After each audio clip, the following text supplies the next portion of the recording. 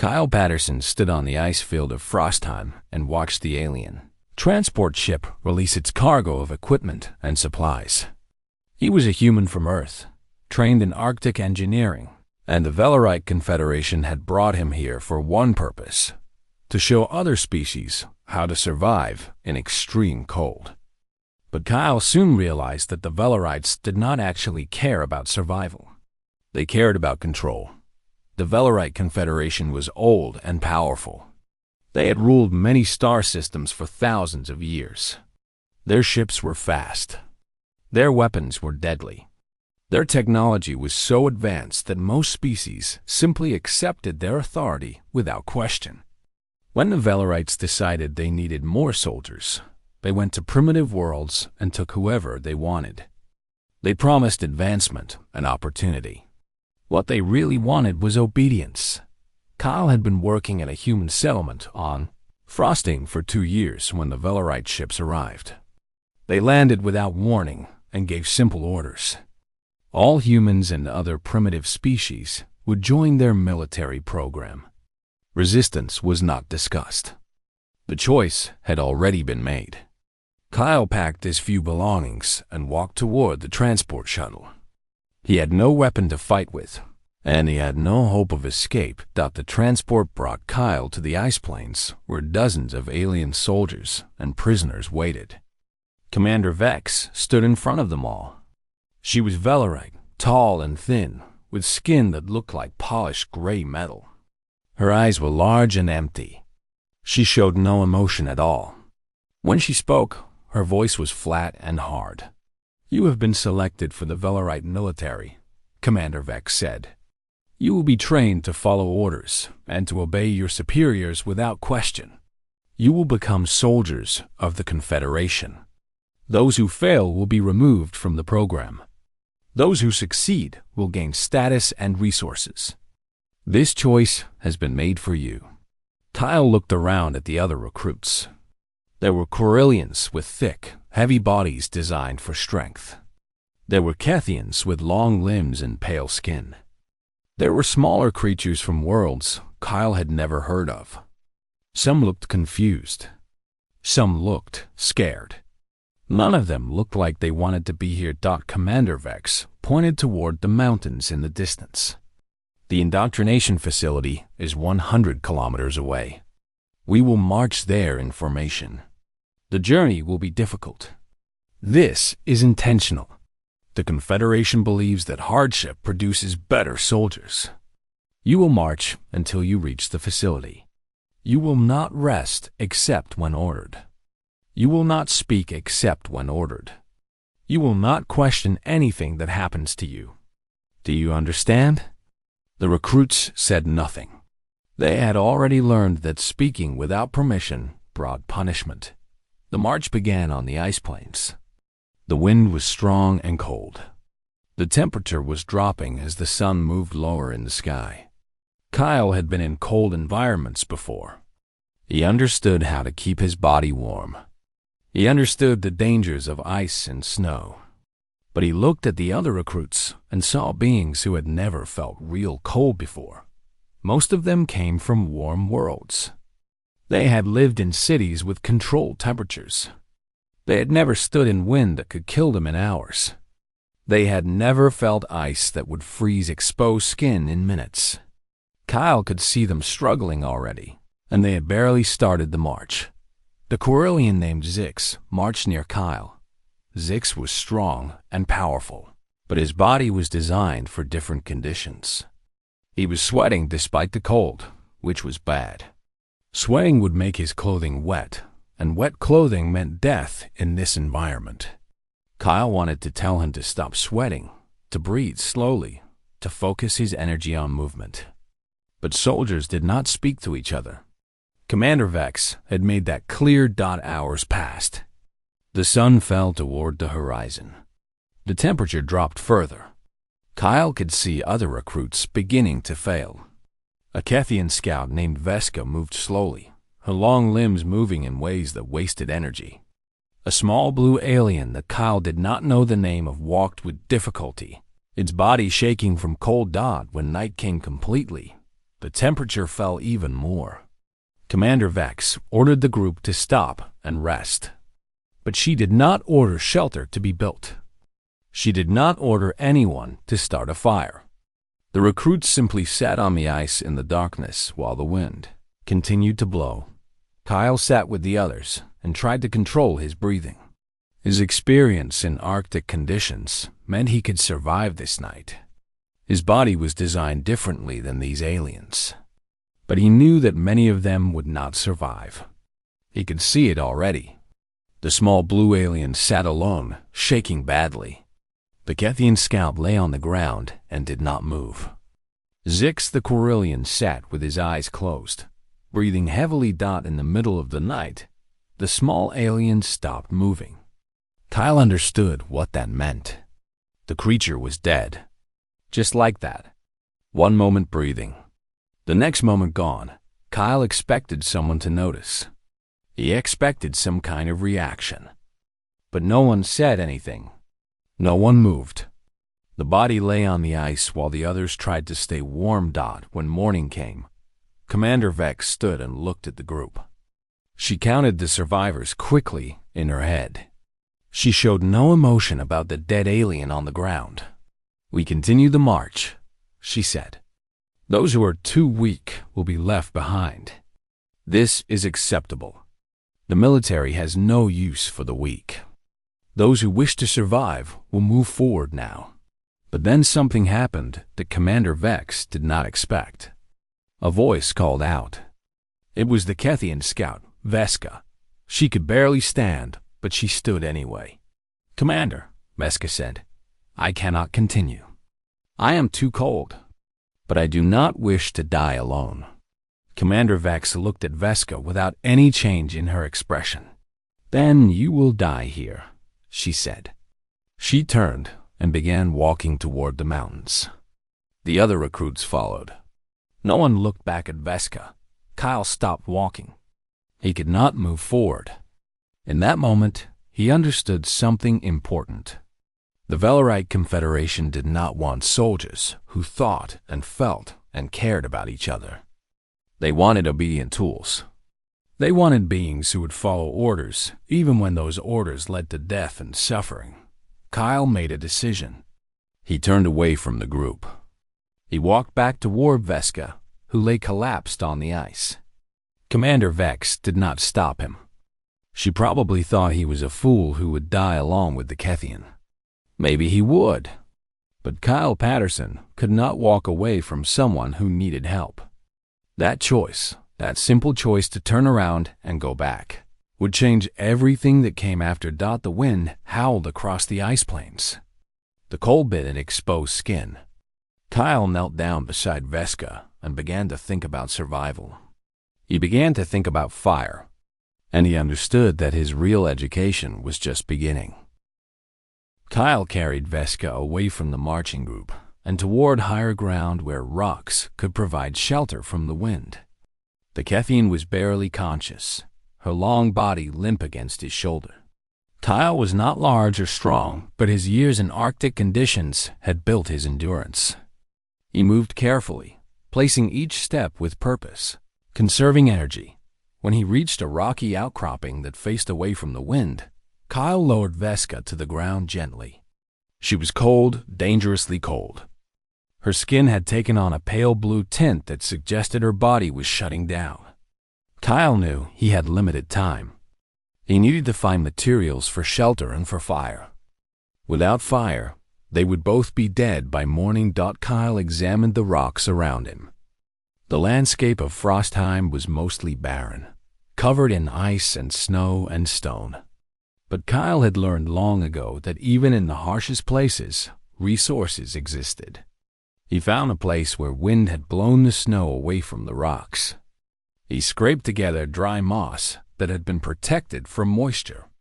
He found small pieces of wood that had grown on some hardy shrub.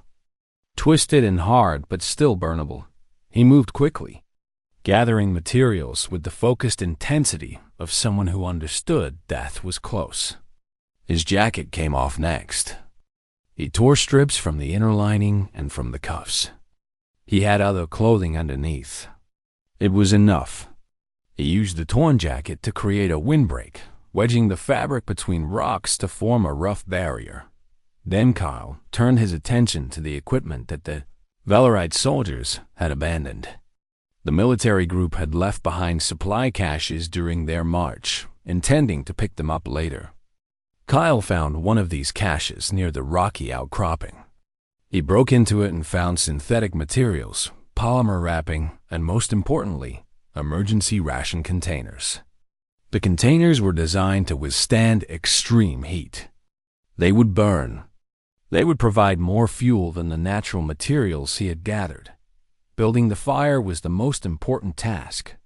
Kyle knew how to do this from countless hours of training and actual experience.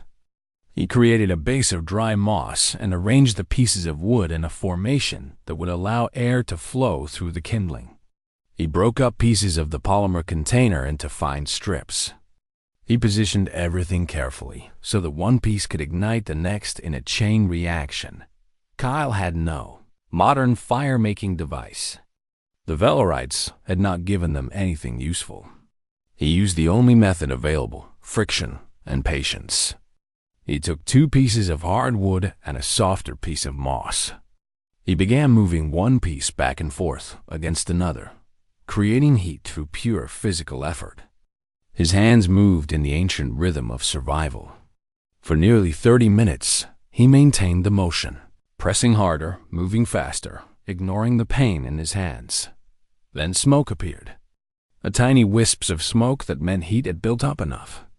Kyle blew gently on the spot, feeding the growing fire oxygen. The moss glowed. The first tiny flame appeared. Kyle carefully added pieces of kindling. The flame grew. He added more material. The fire came alive. Heat radiated from the flames. Kyle pulled Veska closer to the warmth and began rubbing her limbs to help restore circulation. The Kethian's eyes opened slowly. She looked at Kyle with confusion. "Why?" Veska asked, her voice barely a whisper. "Commander Vex left me. I am weak. I am not useful." "You are still alive," Kyle said. "That is enough reason." But they were not alone for long. The night was dark, but the fire was bright. Other recruits from the marching group had seen the light and understood what it meant. One by one, they came to the fire. Some came because they were desperate and cold. Some came because they saw that Kyle had not followed orders and had not been killed for it. Zix the Corellian came first. He moved carefully, watching for danger, but the warmth of the fire drew him closer. Then came the tall Methian named Pin, a small creature whose species required more heat than most others. There was also a female Kethian named Sarah, and 2 other aliens whose names Kyle did not yet know. Kyle said nothing when they arrived. He simply made room for them around the fire. He understood that Commander Vex would consider them deserters.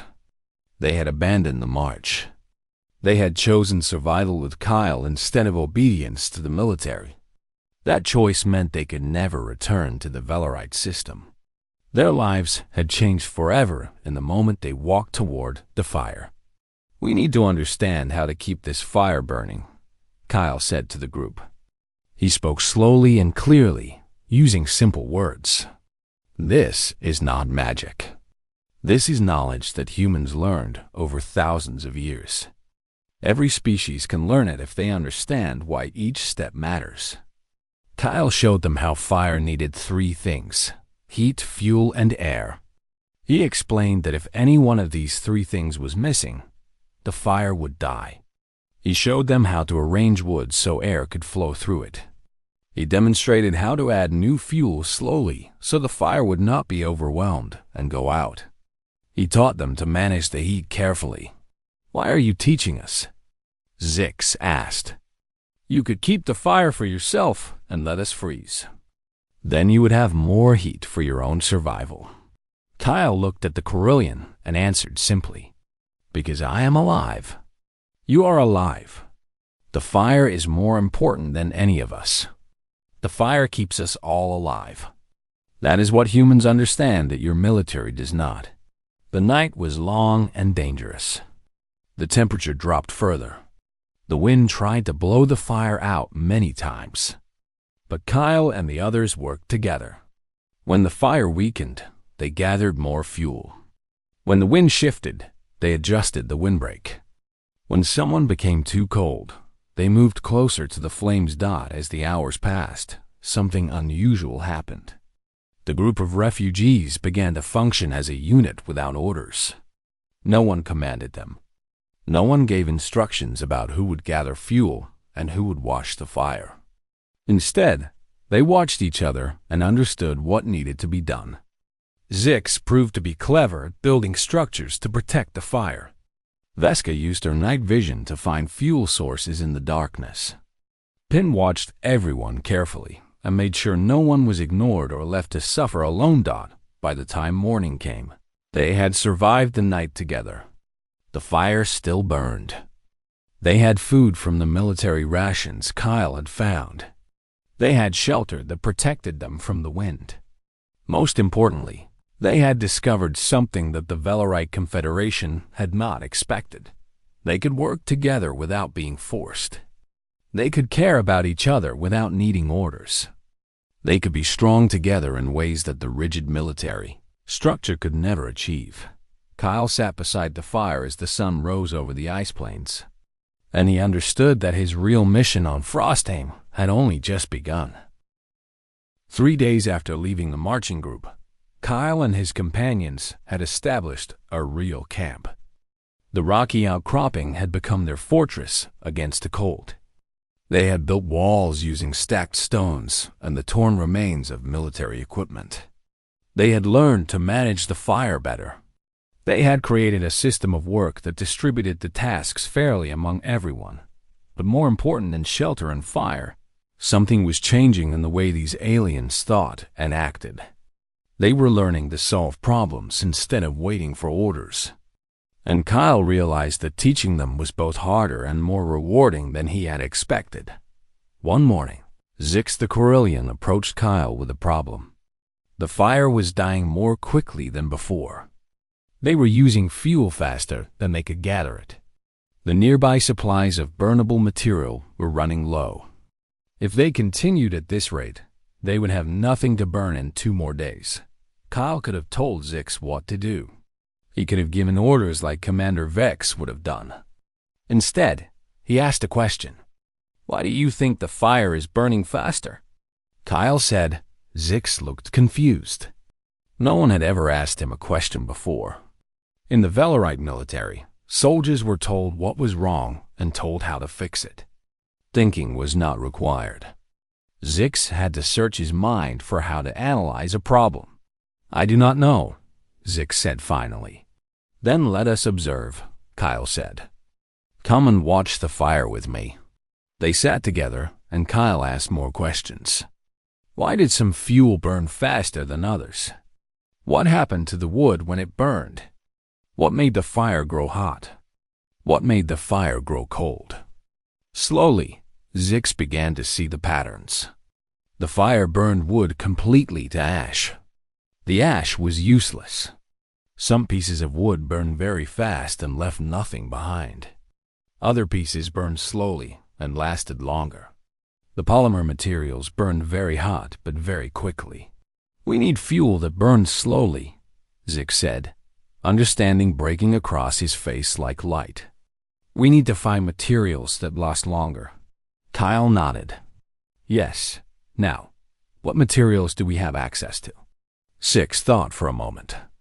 Then he said, "The military equipment, the fabric, and the plastic materials. But we have already used most of what we found. What else?" Kyle pushed him further. Zix stood up and looked around the camp. His eyes moved across the landscape. Then he saw it. The dead alien who had frozen on the first night was wrapped in cloth that Kyle had preserved out of respect. There was also the body of an older Methian who had not survived the second day despite the shelter and fire. "We could use their coverings," Zix said. His voice was heavy with sadness. But it was the truth. The cloth they wore. If we remove it carefully, it could burn. Kyle put his hand on Zix's shoulder. "Yes," he said. "Your people believe that the dead are not important, that their bodies are just objects. But humans believe that respect for the dead comes after respect for the living. We will take what we need to survive. We will remember them. We will give them honor by surviving because of their sacrifice." Over the following days, this pattern repeated with other problems. Vesca brought a different challenge. The camp was becoming crowded. More refugees had arrived, and now there were 12 creatures living in the small rocky area. People were bumping into each other. Resources were becoming confused. It was creating tension. Kyle asked Vesca what she thought they should do. Vesca, with her Kethian intelligence and her night vision, had already begun to notice the patterns. She suggested organizing the camp into different areas. A rest area, a fuel gathering area, a water melting area, a food storage area. Kyle helped her think through how to use the available space, but Vesca created the actual plan. When she presented it to the group, something remarkable happened. The other aliens understood immediately that Vesca had thought about their needs. They understood that her plan would make life better for everyone. They did not need to be forced to follow the organization. They chose to follow it because it made sense. But the most important teaching moment came with Pin, the small Methian. Pin was physically the weakest of the group. On the human scale, Pin was about 3 feet tall, with a fragile body built for high temperatures. Every moment of survival on Frostheim required massive effort for Pin. Many nights, Pin sat so close to the fire that the heat could have burned other creatures. But Pin never complained. One day, Pin became very ill. The cold had gotten inside Pin's body, and the small creature lay near the fire, barely breathing. Kyle sat with Pin through the entire night, making sure the fire stayed at just the right temperature. He melted water for Pin to drink. He held Pin's tiny hands in his own to transfer his body heat. The other refugees watched Kyle care for Pin. They saw that Kyle spent the whole night focused on one sick creature when he could have been sleeping. They saw that Kyle asked nothing in return. No payment. No gratitude. Just care. When Pin recovered enough to speak, Kyle was there. He explained to Pin that humans cared for the weak, not because it made them stronger, but because protecting the vulnerable was the right thing to do. Why? Pin asked. Pin is not useful. Pin cannot gather fuel or build structures like Zix. Pin cannot hunt or watch like Vesca. Why does Kyle keep Pin alive? Kyle looked at the small creature and said, "Because your life has value. You might not understand how yet, but every single being in this camp has value. Some value is in strength.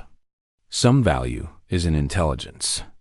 Some value is in the will to survive. And some value is simply in being alive and feeling and thinking.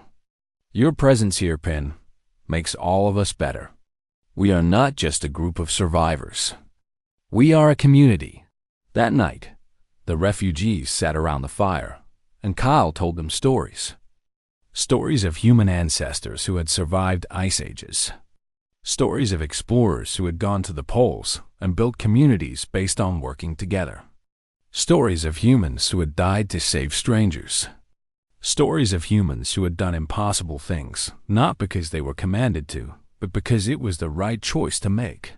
Vesca listened and understood, something she had never learned in the military. Zix listened and realized that his engineering talent was valuable not just because it built weapons, but because it built shelter and hope. Pin listened and understood that weakness did not mean worthlessness. Kyle had not been sent to Frostheim to teach these aliens how to survive winter. But that was exactly what he was doing. And more than that, he was teaching them how to survive as a community. He was teaching them that leadership did not require force. That strength did not require weapons. That advancement did not require obedience. The Velorite, Confederation had created soldiers and expected them to follow orders without question. Instead, they had left behind one human and a group of aliens who were learning something far more dangerous to the military's power. They were learning to think for themselves and to trust each other. By the 5th week in the camp, the group had transformed into something that none of them could have predicted. The 15 refugees from different worlds and different species had formed bonds that went deeper than simple survival. They had formed something that looked like family. The camp itself had grown and changed. What had started as a basic shelter had become a complex structure with separate areas for different purposes. Zix had engineered a system of rocks and fabric that created different temperature zones within the camp. The area where Pin and other heat-sensitive creatures rested was much warmer than the outer edges where the Kethians and stronger aliens preferred to stay. Veska had mapped the surrounding ice fields and found 3 additional fuel sources that they had not known about before. She had also established a hunting routine that provided the group with fresh water and occasional food. Her Kethian physiology, which had almost killed her on the first day, had become an incredible advantage. Her large eyes could see movement in near total darkness. Her long limbs could cover distances quickly.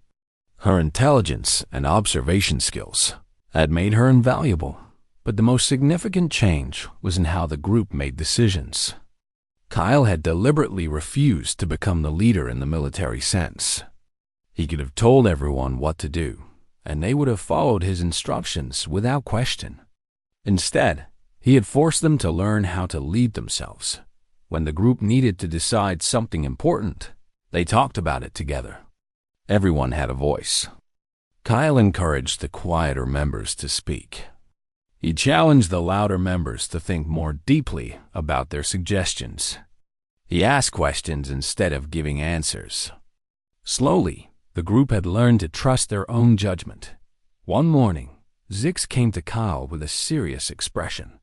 "Kyle," Zix said, "I must tell you something that is difficult for me." Kyle set down the ice he was melting for water and gave Zix his full attention. "What is it?" he asked. "In the Velarite military, I was trained to be an engineer," Zix said. "I was good at my work. I followed orders perfectly, but I did not understand my work. I built what I was told to build. I did not question why.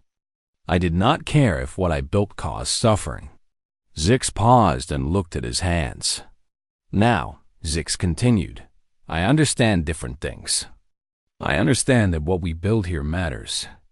Our shelters save lives. Our organization of the camp prevents suffering. I am still an engineer. But now I know what engineering means. It means thinking about people. It means using knowledge to help others." Kyle listened without interrupting. He waited for Zix to finish. "I have decided something," Zix said. "If we ever escape this place, I will never build weapons again. I will never build structures designed to kill. I would rather die than go back to that kind of work. I wanted you to know this. I wanted to speak it aloud so that it is real." Kyle stood and embraced the Corellian. It was not a display of emotion that any military would have approved. But Kyle did not care about military approval anymore. He cared about truth. Similar conversations happened with the others. Veska spoke to Kyle about her dream of leading a community that was not based on force. She wanted to hunt and provide for her people, but she wanted her people to stay with her because they chose to, not because they were ordered to. Sarah, the female Kethian, talked about using her intelligence to solve problems instead of following the solutions others created. Even the shyer members of the group found their voices and expressed what they wanted from life. But the most dramatic moment came on the 40th day of the camp's existence. A Pia rescue probe appeared in the sky above Frostheim. It was a small scout ship from the Velarite base, searching for the missing recruits. The probe descended slowly, scanning the ice fields with powerful sensors. It would find them. It would find Kyle and his companions. Kyle knew this. The group gathered in the central part of the camp and looked at each other. Everyone understood what the appearance of the probe meant. They could surrender. They could return to the Velarite military and face punishment for their desertion. Or they could resist. Kyle did not tell them what to do. Instead, he asked them a question. What do you want to do? Kyle asked. This is your choice. Each one of you must decide for yourself. I will respect whatever you choose. The group was silent. They had never been asked to make a choice like this before. In the military, choices were made for them. Now they had to decide their own fate. Finally, Veska spoke. I choose freedom, she said. I do not care if I must die to have it. I will not go back to a system where I am commanded to follow orders without thinking. Zix nodded. I choose to build things that help people, not destroy them. If I go back to the military, I will be forced to build weapons. I choose freedom. Pin's small voice came next. Pin chooses to stay with friends. Even if death comes, Pin will stay with the community that saved Pin's life. One by one, they all spoke. 15 voices of different species, all saying the same thing. They had experienced something that the Velarite Confederation had tried to destroy, the ability to choose their own path. The group moved quickly and efficiently. They understood the probe would be landing soon. They packed the most important supplies and left the camp, moving deeper into the ice fields toward areas where the probe sensors would have difficulty tracking them. They used the knowledge they had developed over the past weeks. They used Veska's understanding of the landscape. They used Zix's ability to calculate distances. They used all the skills that Kyle had helped them develop. When the probe landed and scanned the camp, it found nothing but abandoned structures. The refugees had already disappeared into the frozen wilderness. That night, the group sat in a temporary shelter that Zix had built in less than 2 hours. They had no fire, so they relied on the insulating materials they had carried with them. They were cold and uncertain about the future, but they were together, and they had made their own choice about what that future would be. Kyle sat with Veska and watched the stars above Frostheim. The Kethian pointed to a bright star and asked Kyle what it was. That is part of a human concept, Kyle said. In human stories, the stars represent hope. They represent the idea that even in darkness, there is light. We look at the stars and remember that the universe is larger than our current problems. Will we survive? Veska asked. I do not know, Kyle answered. But I know that we will survive together. That is more important than whether we survive alone. The following days would bring new challenges and dangers. The Velarite Confederation would search for them. The cold would remain their constant enemy. Food would become scarce. But the community that Kyle had helped build would face these challenges together, learning as they went, supporting each other, and proving something that the military powers of the galaxy had forgotten, that cooperation and trust were more powerful than control and fear. The ice fields of Frostheim held many dangers, but Kyle and his companions had learned to face them. By the 8th week of their escape from the Velarite military, the group had moved across the frozen landscape and established a new camp in a valley protected by tall rock walls. They had avoided the search patrols 3 times. They had learned to hunt creatures that lived in the ice. They had built a community that functioned without orders or hierarchy. But survival in the wilderness could only last so long. The group would need resources that the ice fields could not provide. They would need medicine to help the weaker members survive. They would need tools and materials that required trade with civilization. Kyle knew that eventually they would have to contact someone. The question was who to trust. The answer came from an unexpected direction. A trading vessel entered the Frostheim system and began scanning for cargo and supplies. The ship was not Velarite. It was independent. owned by a captain named Torin, who had chosen a life outside the military powers that controlled most of the galaxy. Torin's vessel, called the Free Runner, picked up the signal that Kyle and his group had carefully hidden in the mountains. The signal was designed to communicate with traders, not military ships. Torin descended to the planet with only 2 guards.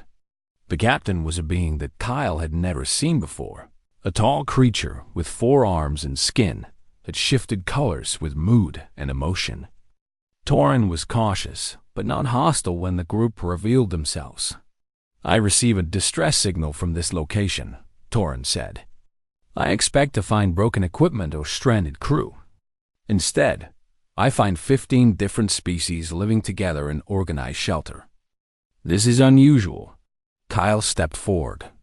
He was thinner now after 8 weeks of survival, but he was stronger in ways that had nothing to do with muscle. "We need help," Kyle said.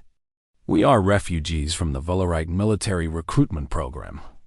We chose freedom instead of military service." Torin's skin shifted to a color that Kyle interpreted as interest. "The Valerite Confederation does not allow people to make this choice," Torin said. "You are either soldiers or you are no longer valuable. The Valerites would kill you rather than let you go free." "We understand this," Veska said, moving to stand beside Kyle. "But we chose freedom anyway. We chose to be together instead of being separated and controlled. The Valerites sent us a message. They said that weakness must be eliminated and that obedience is all that matters. We are the message saying that this is wrong." Torin looked at each member of the group carefully. The captain observed Zix and asked about his engineering work. Torin listened to Veska explain her hunting and leadership skills. Torin spoke with Penn about what it meant to be valued as a member of a community instead of seen as weak and useless. And Torin asked Kyle many questions about how a human had brought these diverse species together. Finally, Torin sat down on a stone and spoke. "I have traveled the galaxy for 30 years, Torin said. "I have seen many military powers rise and fall. I have watched species learn to follow orders and lose their ability to think. I have seen what the Valerite Confederation does to the beings it recruits. What I see here is different. What I see here is dangerous." Kyle felt fear rise in his heart. Maybe Torin would report them to the Valerites. Maybe this was a trap, but Torin continued. "It is dangerous to the military powers. It is dangerous to control systems. You have created something that these powers fear more than weapons. You have created a community based on choice, not force. You have shown that beings from different worlds and different physiology can work together as equals. This is more threatening to the Confederation than any army." Torin stood and looked at Kyle directly. "You have done something remarkable, human. You have done what the advanced species of this galaxy have forgotten how to do. You have led without dominating. You have taught without controlling. You have inspired without forcing. I will help you." Torin's help was significant. The training captain provided medical supplies that saved the lives of 3 members of the group who were struggling with illness. Torin provided food and material that would allow the community to become more stable.